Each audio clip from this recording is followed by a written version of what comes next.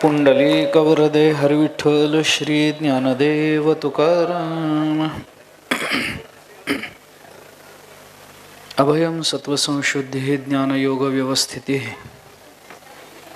दानं दमश्च यज्ञश्च स्वाध्यायस्तपार्जवम्. आतात देहवाचा चित्ते यथा संपन्ने वित्ते वैरी झाली आहे अर्थाते न वंचणे जिका. आदरणीय तीर्थस्वरूप श्रद्धेय दादांच्या पुण्यस्मरणाच्या निमित्तानं आयोजित या प्रातिवार्षिक प्रवचनमालेच्या या वर्षीच्या तृतीय सत्राला आपण प्रारंभ करतो आहोत.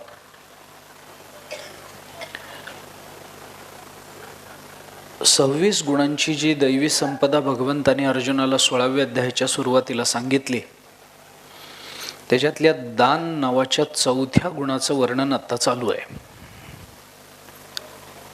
हे दान काय आहे हे सांगताना भगवंतांनी सांगितलं की हे दान म्हणजे मोक्ष निधानाचं अंजन आहे.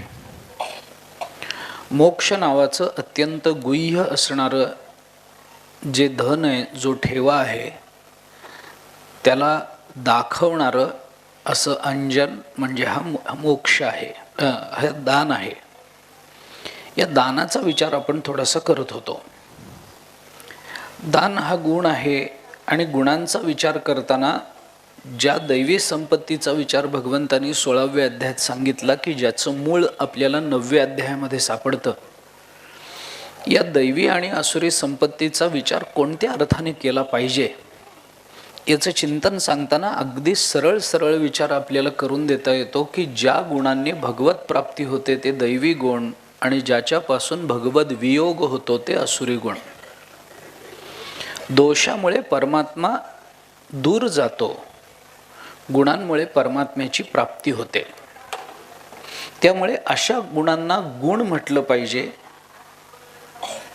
की जो आपल्याला परमार्थ प्रवृत्त करतोय, जो आपल्याला परमात्मा चरणापर्यंत नेतो आहे, ज्याच्याने आपल्याला भगवंताची भेट होते, भगवंताची प्राप्ती होते, त्यालाच गुण म्हणावं. जो गुण व्यक्तिशः आपल्याला काहीतरी देतो, आपला प्रपंच उत्तम करतो, आपली कीर्ती वाढवतो, तो जरी गुण म्हणवला गेलेला असला तरी गुण हा शब्द संस्कृतामध्ये दोरी या अर्थाने वापरला जातो. गुण शब्दाचा अर्थ आहे दोरी. गुण म्हणजे दोरी. दोरीचं काम काय आहे? एकच काम असतं दोरीचं, बांधणं. त्यामुळे जे जे गुण आपल्याला गुण म्हणून वाटत असतात ते अंततोगत्वा आपल्याला बंधनात टाकत असतात. त्या दोरीचा विनियोग, त्या गुणांचा विनियोग जोपर्यंत भगवत प्राप्ती करता होत नाही तोपर्यंत त्या गुणांची आपल्याला प्राप्ती झाली असं म्हणण्यात काही अर्थ नाही. म्हणून आपण दानाचा विचार करत असताना थोडासा अशा पद्धतीनं विचार करून आलो. दान नावाचा गुण आहे. काय आहे बाबा हा दान नावाचा गुण?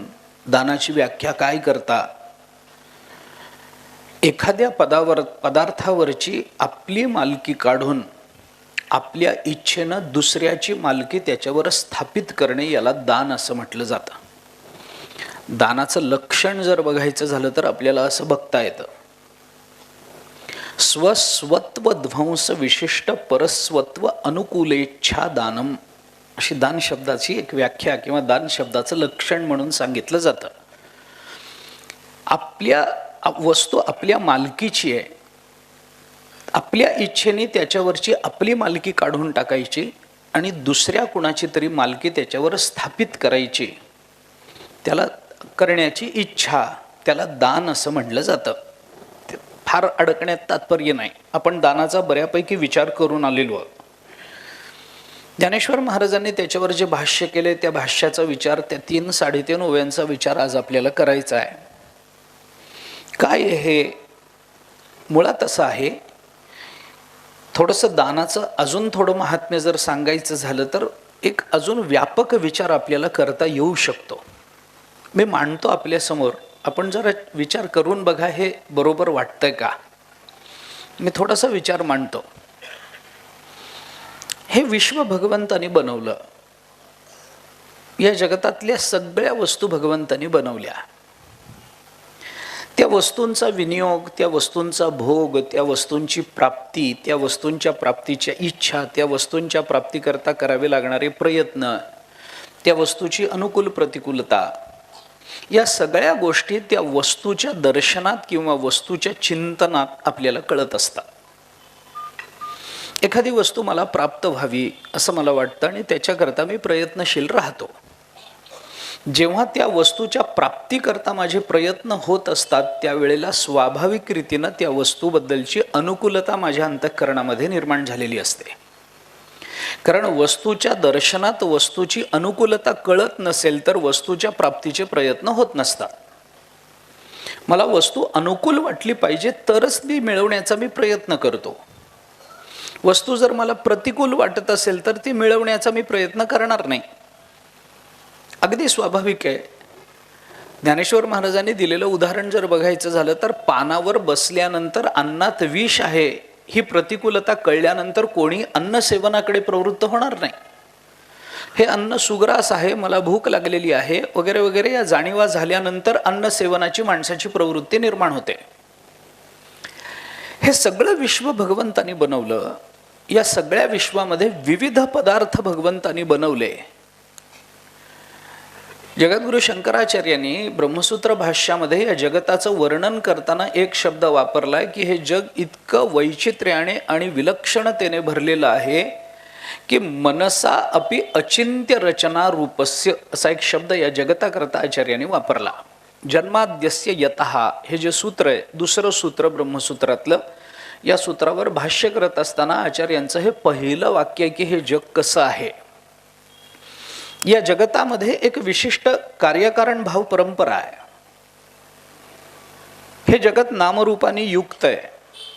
अस्य जगतः नामरूपाभ्याम व्याकृतस्य अनेक कर्तृभोक्तृ संयुक्तस्य प्रतिनियत देश काल निमित्त क्रियाफलाश्रयस्य मनसापि अचिंत्य रचना रूपस्य जन्मस्थितिभंगम यत् सर्वज्ञात सर्वशक्तेः यत् कारणात् तद् ब्रह्म असं आचार्यांचं पहिलं वाक्य आपल्याला ब्रह्मसूत्रामध्ये या सूत्रावर दिसून येतं. उपनिषद प्रमाण देऊन झाल्याच्या नंतर हे म्हणत असताना आचार्यांनी या जगताचं जे लक्षण किंवा जगताचं जे वर्णन केलंय त्याच्यामध्ये ज्या काही 2-3 गोष्टी आचार्यांनी बारकाईनं सांगितल्या त्या आपण पहा. अस्य जगतः नामरूपाभ्याम व्याकृतस्य अनेक कर्तृभोक्तृ संयुक्तस्य. या जगतामध्ये अनेक कर्ते आणि अनेक भोक्ते. ज्या अर्थी या जगतामध्ये अनेक कर्ते आहेत आणि अनेक भोगते आहेत त्या अर्थी या जगतामध्ये अनेक भोग्य पदार्थ आहेत. कारण भोगाची अनेकता सिद्ध झाल्याशिवाय भोक्त्याची अनेकता सिद्ध करायचं कारण राहत नाही. त्यामुळे अनेक कर्तृभोक्तृ संयुक्तस्य हे जग कसं आहे, प्रतिनियत देश काल निमित्त क्रिया फलाश्रयस्य. देश काल निमित्त क्रिया आणि फल या 5 गोष्टी आचार्यांनी सांगितल्या आहेत. त्याची संगती नंतर कशी लावायची हा वेगळा प्रश्न आहे. ब्रह्मसूत्र भाष्यावरती एक भामती नावाचं भाष्य आहे आणि याच ब्रह्मसूत्र भाष्यावरती एक रत्नप्रभा नावाची टीका आहे. रत्नप्रभा आणि भामती या दोन्ही भाष्यावरची भाष्य आहेत, टीका आहेत. या दोघांनी याची वेगवेगळी संगती लावून दिली आहे. मला ती संगती सांगण्यात आत्ता तात्पर्य नाही आहे, माझं स्वारस्यही त्याच्यामध्ये नाही आहे. पण देश काल निमित्त क्रिया आणि फल या 5 गोष्टी आपल्या प्रत्येकाच्या जीवनात कार्यकारण रूपानं उपस्थित असतात. देश काल निमित्त या सगळ्या गोष्टी साधून केली गेलेली क्रिया आम्हाला फल देते आणि देशाच्या दृष्टीनं एका विशिष्ट देशात केलेली क्रिया, एका विशिष्ट कालात केलेली क्रिया, एका विशिष्ट निमित्तानं केलेली क्रिया ती आम्हाला स्वतंत्र फल देते. म्हणजे देश काल निमित्त क्रिया या 4 गोष्टी वेगळ्या करून फलाचा विचार करताना या 4 गोष्टी एकत्रित करून आम्हाला फल मिळतं ते याच जगात आणि प्रत्येकाचं स्वतंत्र स्वतंत्र फल मिळतं तेही याच जगात. 2 स्वतंत्र भाष्य आहेत. मुद्दा तो नाही आहे. मुद्दा हा आहे की आपण एखादी क्रिया देशकाल अनुसरून करतो, विशिष्ट निमित्ताने करतो, तर त्याचं फल या जगतामध्ये मिळतच असतं. त्याच्याकरता उदाहरणं खूप देता येतील. आम्हाला जर केशर पाहिजे असेल तर आम्हाला काश्मीरातच गेलं पाहिजे. मान्य आहे, विशिष्ट देशात घडणारं ते एक पीक आहे. पण म्हणून काश्मीरात केशर मिळतं म्हणून सगळ्याच गोष्टी काश्मीरमध्ये मिळतात असं समजायचं कारण नसतं. काश्मीरात गेल्यावर आम्हाला केशर मिळेल, पण आम्हाला जर हुरडा खायचा असेल, काश्मीरमध्ये दाणा मिळत नाही त्याचा, त्याला मराठवाड्यातच यावं लागतं, त्याला आपल्याकडेच यावं लागतं. सफरचंदाचं पीक तिकडं होत असेल, जसं देशाचं आहे तसं कालाचं आहे, पण त्याची एक नियतता ही या सृष्टीनं राखली आहे आत्तापर्यंत. पण हे सगळं करत असताना, या सगळ्याची निर्मिती करत असताना भगवंतानी ज्या ज्या पदार्थाची निर्मिती या जगतामध्ये केली, ज्या ज्या गोष्टी इतर सर्वांना दिल्या, ते सगळं कशासाठी दिलं याचा विचार करा. मला बोलायचं आहे दानाबद्दल. बरं, माझा मुख्य मुद्दा तो आहे आणि त्याचा एक व्यापकत्वानं विचार करता येईल का या विचारानं मी इकडं प्रवृत्त झालो. थोडंसं चिंतन करा आपण. भगवंतानी हे सगळं बनवलं, आपल्यालाही भगवंतानी बनवलं, आपल्याला संपत्ती दिली, आपल्याला देह दिला, आपल्याला घरदार दिलं, आपल्याला उपयुक्त माणसं दिली, आपल्याला उपयुक्त विचार दिले, आपल्याला चांगली बुद्धी दिली, आपल्याला चांगलं मन दिलं, आपल्याला आवाज दिला, आपल्याला इंद्रिय दिली. या सगळ्या गोष्टी भगवंतानी माणसाला दिल्या, तसं इतर प्राण्यांनाही काही काही काही काही दिलंच ना भगवंताने. जसं प्राण्यांना दिलं तसं जगतामध्ये भगवंतानी काही जड वस्तूही निर्माण केल्या. पण हे सगळं जे निर्माण केलं आणि हे सगळं जे भगवंतानी दिलं ते कशा करता दिलं याचा विचार करायचा आहे. मी त्याच्या मागचं सूत्र आपल्याला सांगतो अधिक न लांबवता. सूत्र असं आहे की या जगतामधला प्रत्येक पदार्थ हा जो निर्माण झाला तो पदार्थ त्याच्या करता निर्माण झाला नाही, तो नेहमीच दुसऱ्या करता निर्माण झाला. मी आपल्याला जड पदार्थापासून चेतनापर्यंतची उदाहरणं देत जाईल. आपण विचार करा, प्रत्येक पदार्थ, वस्तूची जी निर्मिती आहे ती त्या वस्तू करता झालेली नाही, त्या वस्तूला सोडून इतरांकरता ती निर्मिती झालेली आपल्याला दिसून येते. आता तुम्ही या खुर्चीमध्ये बसला, ही खुर्ची कशासाठी बनवली? खुर्ची करता बनवली का दुसऱ्याने कुणीतरी येऊन त्याच्यावर बसावं याच्याकरता बनवली? खुर्ची असं म्हणत नाही ना की मला माझ्यावर बसायचंय म्हणून.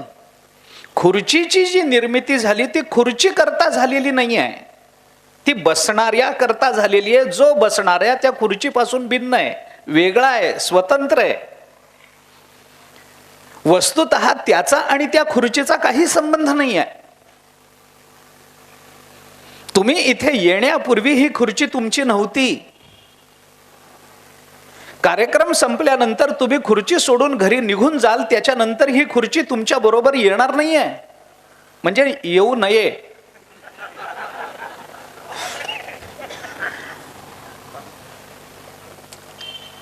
खुर्ची करता बनवली नाही, टेबला करता बनवला नाही, खुर्ची बसणाऱ्या करता बनवली. पलंगा करता बनवलेला नाही, झोपणाऱ्यांकरता बनवलेला आहे. आपण विचार करून पहा मी काय सांगतो ते. जो झोपणार आहे त्याच्याकरता पलंगाला पलंग असं म्हणत नाही की मला स्वतःला झोपायचं आहे म्हणून पलंग बनवलाय. पलंगावर झोपत नाही. पलंगाची निर्मिती पलंगा करता झालेली नाही, पलंगापेक्षा जो भिन्न आहे, ज्याला पलंग हा भोग्य वाटतो आहे, अशा चेतना करता त्याची निर्मिती झाली आहे. जडाची निर्मिती चेतना करता झाली, खुर्चीची निर्मिती जड पदार्थाकरता झालेली नाही आहे. खुर्चीवर जड पदार्थ ठेवावा याच्याकरता खुर्ची निर्माण झालेली नाही, आपण ठेवतो हा भाग वेगळा आहे. आपल्या बरोबर कोणीतरी आहे आणि तो नंतर येणार आहे म्हणून आपण पुढे येऊन आपल्या शेजारच्या खुर्चीवर रुमाल ठेवतो. हा रुमाल जड नाही का? जडच आहे ना. मग खुर्चीची निर्मिती ही जर जड, खुर्ची जर जड आहे तर त्याच्यावर रुमाल ठेवण्याकरता खुर्ची निर्माण झाली.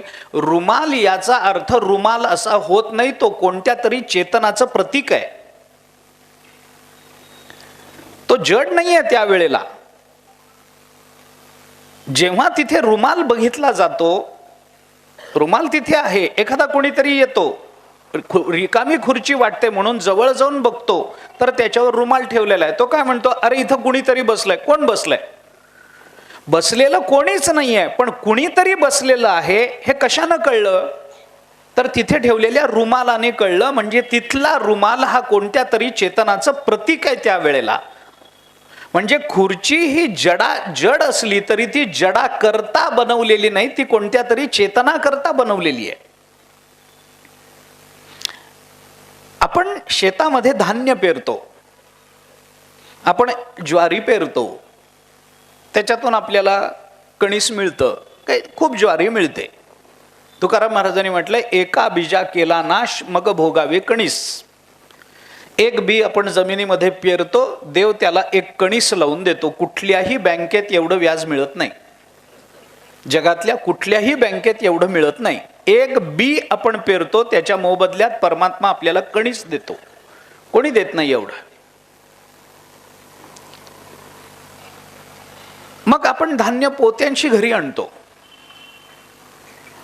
आता ही जी ज्वारी आहे, हा जो तांदूळ आहे, हे जे गहू आहेत, हे जे आपण उत्पन्न केले, या जमिनीतून निर्माण झाले, याची जी निर्मिती झाली, तो गहू गव्हाकरता निर्माण झालाय का पोळी खाणाऱ्यांकरता निर्माण झाला? ज्वारी ज्वारी करता निर्माण झाली का भोग घेणाऱ्या भोगत्याकरता निर्माण झाली? आणि हे जर सगळं चक्र असं आहे, भगवंताच्या निर्मितीच्या मागची भूमिका जर अशी आहे की प्रत्येक पदार्थाची निर्मिती ही त्या पदार्थाकरता न होता अन्यांकरता झालेली आहे, तर आपला देह तरी कशा करता निर्माण झाला याचा विचार करायचा आहे का? आपला देह तरी का निर्माण झाला? भगवंतानी आपल्याला जन्माला तरी का घातलं? जन्माला घालून भगवंतानी आपल्याला श्रीमंत का केलं? भगवंतानी आम्हाला इतकं धन का दिलं? धन धनाकरता दिलं नाही, धन आमच्या करता दिलं, पण धन आम्हाला दिलं म्हणून आमचं धन जरी असलं तरी ते आमचं धन आमच्या करता नसतं, ते इतरांकरता असतं. म्हणून आपल्याला जे जे मिळतं त्याची परिणती फक्त दानातच होऊ शकते, कारण या जगतातल्या प्रत्येक पदार्थाची निर्मिती दान देण्याकरताच झालेली आहे. एक व्यापकत्व दानाच्या मागचं काय असू शकेल याची एक सामान्य कल्पना, एक अनुमान रूपानं आपल्या समोर मी मांडतोय. लक्षात घ्या, देवानी नदी निर्माण केली कुणा करता? देवानी डोंगर निर्माण केला कुणा करता?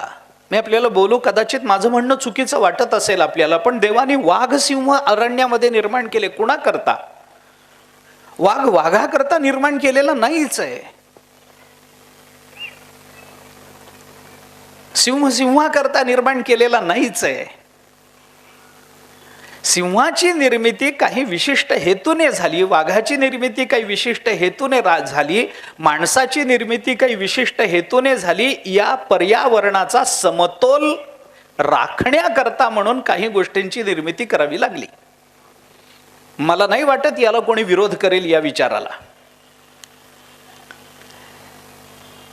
पर्वत निर्माण झाले, ढग आडावेत, त्याच्याने पाऊस पडावा, वृक्ष निर्माण झाले.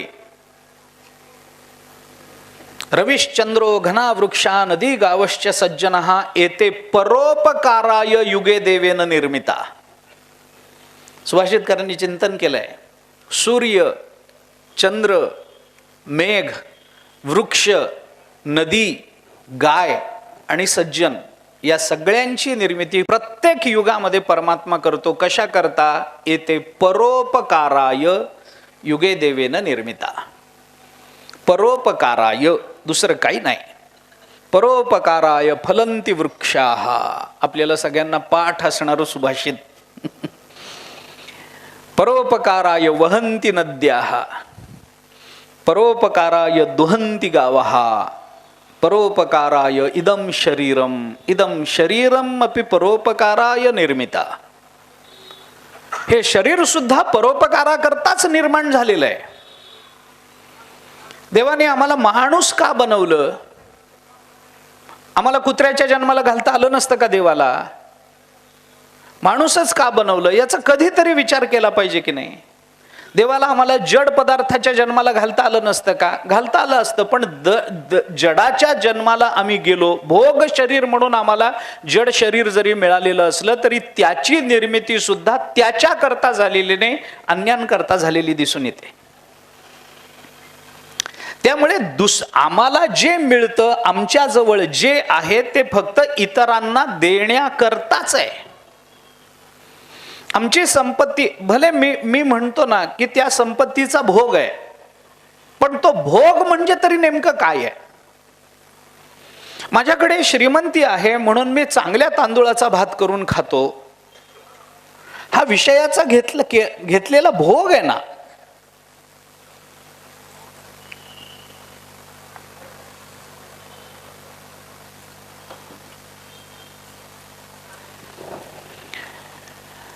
श्रीमंती आहे, इतरांना मिळत नसताना मी चांगल्या तांदूळाचा भात करून खातो, भोग घेतला, मान्य आहे. मी चांगली गाडी वापरतो, भोगार्थ आहे, मान्य आहे. पण मी पुन्हा तोच प्रश्न आपल्याला विचारतो की मी चांगल्या गाडीमध्ये बसतो, मी चांगल्या गादीवर झोपतो, याचा माझ्या संपत्तीनं घेतलेला भोग हा माझ्या करता आहे का माझ्या देहाकरता, याचाही पुन्हा विचार केला पाहिजे की नाही? माझी इंद्रिय जेव्हा मला काही दाखवतात तेव्हा त्याचं त्या इंद्रियांनी मला दाखवलेली वस्तू माझ्या करता मी बघतो आहे का माझ्या आतमध्ये असणारं एक चेतन तत्व आहे त्याच्याकरता हे चाललेलं आहे. या म्हणून मी सांगतो, या जगतामध्ये निर्माण झालेली प्रत्येक वस्तू दुसऱ्यांना देण्याकरताच निर्माण झालेली आहे. आम्हाला जेव्हा ज्ञान प्राप्त होतं तेव्हा ते ज्ञान आमचा उद्धार करतं असं आम्हाला वाटतं, पण ते अर्धसत्य आहे. माझं बोलणं आपल्याला पटेल किंवा न पटेल मला माहिती नाही, पण थोडासा विचार करून बघा मी काय सांगतो याचा. मला प्राप्त झालेलं ब्रह्मज्ञान हे मला मुक्त करणारं आहे असं आम्हाला वाटतं, पण हे अर्धसत्य आहे. मला झालेलं ब्रह्मज्ञान मला मुक्त करण्याकरता नाही, मला मुक्त करून इतरांना मुक्त करण्याकरता, इतरांना देण्याकरता ते मला प्राप्त झालेलं आहे. म्हणजे ते ज्ञान सुद्धा मला माझ्याकरता मिळालेलंच नाहीये, मला इतरांकरताच त्याचा विनियोग करायचा आहे. विचार करा, मी केलेलं नामस्मरण, मी केलेली भक्ती माझ्या करता नाही. म्हणून तुकाराम महाराजांच्या म्हणण्याला महत्व येतं की सेवितो हा रस वाटितो आणि का. हा रस सेवितो, पण सेवितो कशा करता? इतरांना वाटण्याकरताच सेवितो. आणि म्हणून दान ही एक अशी व्यापक संकल्पना आहे की जगतातल्या प्रत्येक पदार्थाच्या मुळाशी त्या दानाचा हेतू हा स्पष्ट रूपानं आपल्याला दिसतो. पदार्थाची निर्मितीच मुळात त्या पदार्थाचं दान करण्याकरता झालेली आहे. मी अनेक उदाहरणं, मी रात्रभर उदाहरणं देईन आपल्याला याची. माझ्या हातात चष्मा, या चष्म्याची निर्मिती कशा करताय? चष्म्याला वाचता यावं म्हणून नाही, मला वाचता यावं म्हणून. म्हणजे ही निर्मिती झाली, ह्या चष्म्यानी मला शब्द स्पष्ट दाखवले, याच्यातच चष्म्याचं दान मला झालंय. मी म्हणून ज्ञानदान, म्हणून अन्नदान, रक्तदान हे जे आपण म्हणतो ते काय आहे? ते आपलं आपल्याकरता नाहीच आहे, ते इतरांकरता आहे, ते इतरांकरता आहे. आणि म्हणून जो जो पदार्थ या पृथ्वीच्या पाठीवर निर्माण झाला तो पदार्थ इतरांना देण्याकरताच जर निर्माण झालेला असेल तर या जगताच्या निर्मितीच्या मागे भगवंताची एकच भावना आहे आणि ती म्हणजे दान. एक व्यापक संकल्पना आहे दान. असं नाहीये की माझ्याजवळ आहे म्हणून मी त्याच्यातलं थोडंसं कुणाला तरी काढून देतो आहे, हे तर ठीक आहे, पण मुळातच हे सगळं निर्माण झालं दान करण्याकरता. आम्हाला जे मिळालं ते दाना करता. मग आम्ही ते कुणाला करू हा भाग वेगळा आहे. मृत्यूपत्र करताना मुलाच्या नावावर सगळं करून देतो याचा अर्थ काय? जाताना ते मुलाला दिलेलं दानच आहे. त्याला दान म्हणायचं की नाही हा भाग वेगळा आहे. तो आता मुलगा तर स्वतःचा हक्कच मानतो, मुलगी पण मानते, बायको पण म्हणते माझं आहे माझं आहे, आहेच आहे. कारण का? त्याने जे कमवलंय ते त्याच्याकरता नव्हतंच म्हणून तो सोडून गेलाय. हे सरळ आहे ना. म्हणजे ते इतरांकरताच झालं की नाही? इतरांकरताच झालं. म्हणून त्याची अगदी शेवटची भूमिका बघायची झाली तरी जरी त्यांनी तो भोग स्वतः करता घेतलेला असला तरी तो स्वतः कोण आहे याचा विचार केला पाहिजे की नाही? तो देह भिन्न आत्माच आहे. म्हणून वेदांताच्या दृष्टीने शेवटची भूमिका ती आहे. मला तिथपर्यंत जायचंच नाही आहे. सगळं जे शिल्लक राहतं मागे, जर तसं नसतं तर सगळं घेऊन गेलं असतं बरोबर, जर ते त्याचंच असतं तर. पण अजूनपर्यंत कोणी आपला देह बरोबर घेऊन गेलेला नाही. याचा अर्थ त्याला देह बरोबर नेता येत नाही, कारण तो त्याला नेण्याकरता निर्माण झालेला नाही, तो इतरांकरता निर्माण झालेला आहे, म्हणून इथेच राहतो. म्हणजे जे जे आम्हाला मिळालं ते इतरांकरताच मिळालेलं असेल तर ते इतरांना देणं याच्यातच जीवनाचं साफल्य आहे, याच्यातच जीवनाची धन्यता आहे, असं मानून दान या संकल्पनेकडे जरा व्यापक अर्थानं आपल्याला बघितलं पाहिजे. ही एक दानाची अजून एक भूमिका मी या संबंधानं आपल्या समोर ठेवतोय. येथे परोपकाराय युगे देवेन. सज्जन कशा करता? ज्ञानोबा कुणा करता अवताराला आले? त्यांच्या करता नाही, आपल्या करता. समर्थांचा अवतार त्यांच्या करता झाला नाही, तुमच्या माझ्या करता. तुकोबार आहेत आपल्या करता अवतार. कोणतेही संत तुम्ही पहा. म्हणून ज्ञानेश्वर महाराजांनी, मला ज्ञानोबारांच्या इकडे यायचंच आहे, त्याच 3 ओव्यांच्या संबंधाने आज मला थोडंसं विवरण करून हा विषय संपवायचा आहे. विचार त्याच्यामध्ये असा आहे की दान ही एक व्यापक संकल्पना आहे. हे जे सांगितलं, रविश्चंद्रो घना वृक्षा नदी गावश्च सज्जन हा येते परोपकाराय युगे देवेन निर्मिता, हे जे म्हणलंय परोपकाराय म्हणलं, पण ही यादी बघा ना आपण. या यादीमध्ये सूर्याचं नाव आहे, चंद्राचं नाव आहे, मेघाचं नाव आहे, वृक्षाचं नाव आहे, नदीचं नाव आहे, गायीचं नाव आहे आणि सज्जनांचं नाव आहे. सज्जन या शब्दाचा इथला अर्थ संत असा जरी घेतलेला असला तरी स्वभावतः प्रत्येक जण सज्जन असतोच. स्वभावतः हे संस्काराने काय होतं हा भाग नंतरचा आहे. आपल्याला ते मान्य करायचं आहे का नाही हा भाग नंतरचा आहे.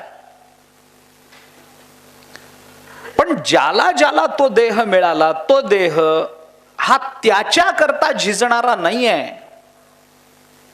तो देह जो झिजतो आहे तो दुसऱ्या करता, परमार्थातही दुसऱ्या करता आणि प्रपंचातही दुसऱ्या करता. प्रपंच करणाऱ्या कुणीही मला सांगावं की तो त्याच्या करता जगतोय, होत नाही.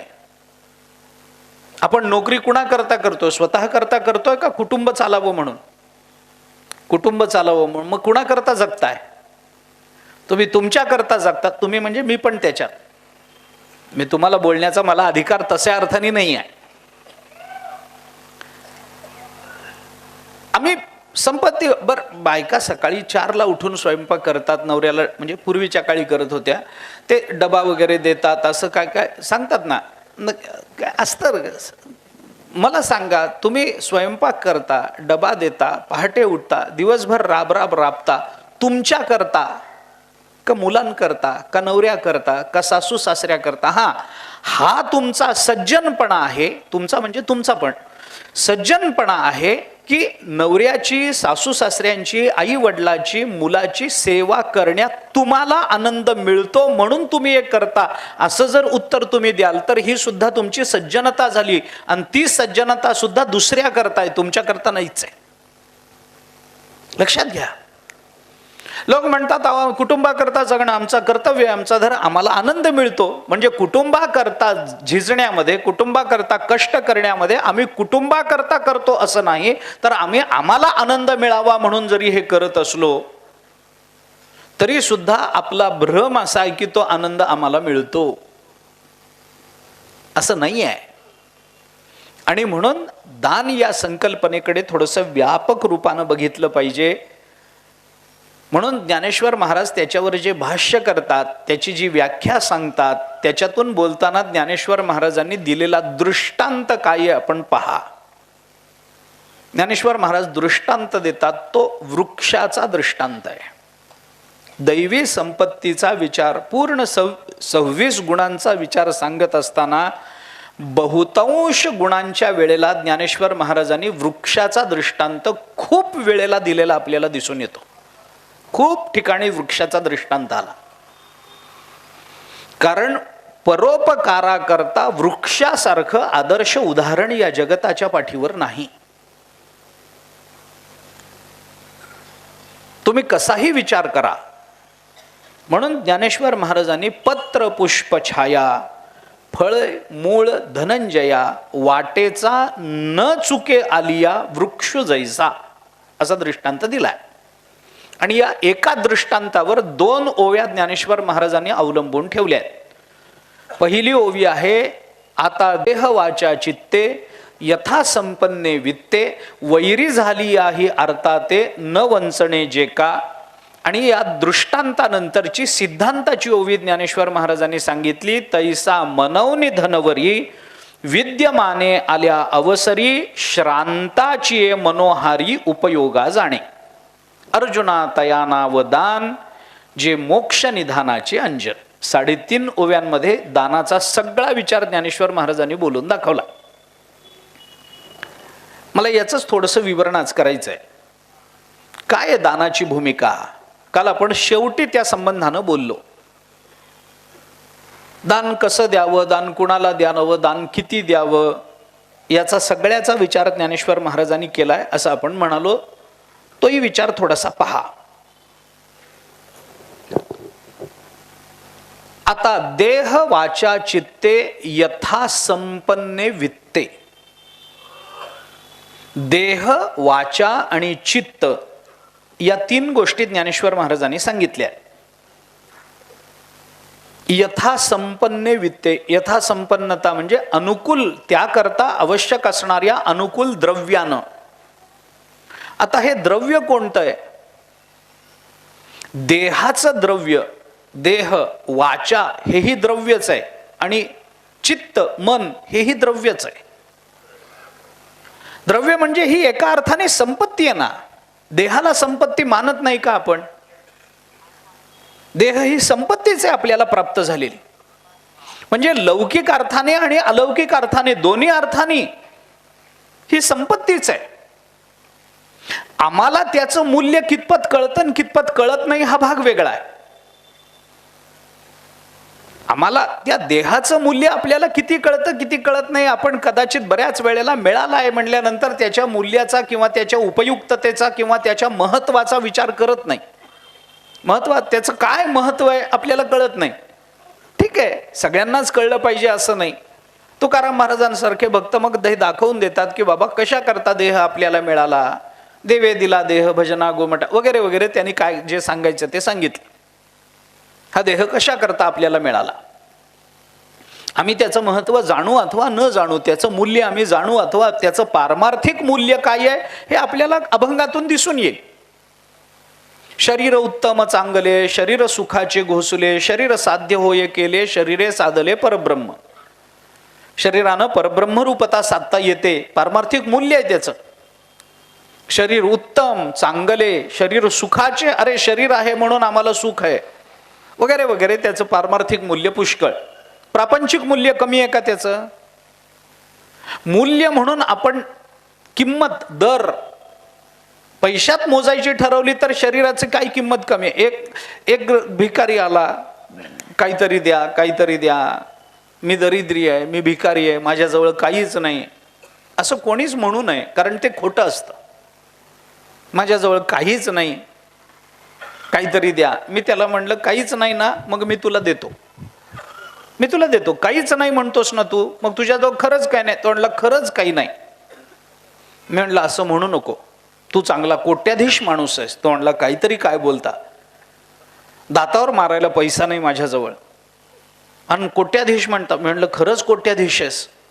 तो म्हणला कसं काय? मी म्हणलं हे बघ एक काम कर, तुला डोळे किती? तो म्हणलं 2. मी म्हटलं मी तुला 5 लाख रुपये देतो, एक डोळा काढून दे. तो म्हणला हा असं कसं होईल?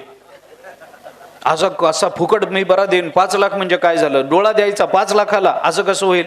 म्हणलं कमीत कमी डोळ्याची किंमत 5 लाख धरली तर तुझ्याकडे 2 आहेत, म्हणजे किती आलेत तुझ्याकडे? 10 लाख रुपये आत्ता तरी तुझ्याकडे. अजून एक 5 लाख रुपये देतो, एक कान कापून दे. म्हणला नाही नाही, कान कापून देणार नाही. असे 2 कान तुझ्याकडे आहेत, अजून 10 लाख रुपये. तुला अजून 20 लाख रुपये देतो, तुझं नाक कापून दे. तो म्हणला नाही नाही, वाटेल ते झालं, नाकाला धक्का लावू देणार नाही. बस.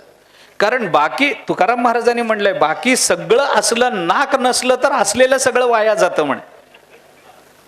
तुकाराम महाराजांचं काय करावी ती 32 लक्षणे, नाक नाही तेणे वाया गेली. ते काय कुठल्या अर्थाने म्हणले तो भाग वेगळा. देतोस का? 20 लाख रुपये देतो, नाक देतोस का? तो म्हणलं नाही नाही देत नाही. असं मी बरंच सांगितलं. मी आता फक्त गळ्याच्या वरच आहे, तर तो जवळजवळ कोटी रुपयाचा मालक झालाय. फक्त वरच सांगतोय. अजून तुझं हृदय काढून दे, 50 लाख रुपये देतो. देतो काय आपण हृदय काढून? 50 लाखाला तरी हृदय देण्याची इच्छा आहे का आपली? म्हणजे त्याची किंमत त्याच्यापेक्षा जास्त आहे. शरीराचं मूल्य आपण ओळखलं नाही. सामान्यत्वानं, अगदी साधारणपणानं. म्हणून देह हे सुद्धा एक द्रव्य आहे, वाचा हे सुद्धा एक द्रव्य आहे, मन चित्त हे सुद्धा एक द्रव्य आहे आपल्या जवळचं. जो जो कोणी आर्त आपल्या समोर येतो तो वैरी जरी असला तरी देह वाचा चित्ते यथा संपन्ने वित्ते न वंचणे जे. काय वैरी झाली आहे अर्थात न वंचणे जे. तो वैरी जरी असला, वैरी जरी आर्त रूपामध्ये समोर आलेला असला तर त्यालाही ते देता आलं पाहिजे, यथा संपन्न देता आलं पाहिजे. पण कोणतं द्रव्य देणार आहात? संपन्नता कशाची आहे आपल्याकडे? वाचेची आहे, देहाची आहे, मनाची आहे, संपत्तीची आहे, धनाची आहे. म्हणून शेवटच्या ओवीमध्ये ज्ञानोबारायांनी म्हणवनी मनवनी धनवरी अशी व्यापकता सांगितली. मनापासून धनापर्यंत, मन ते धन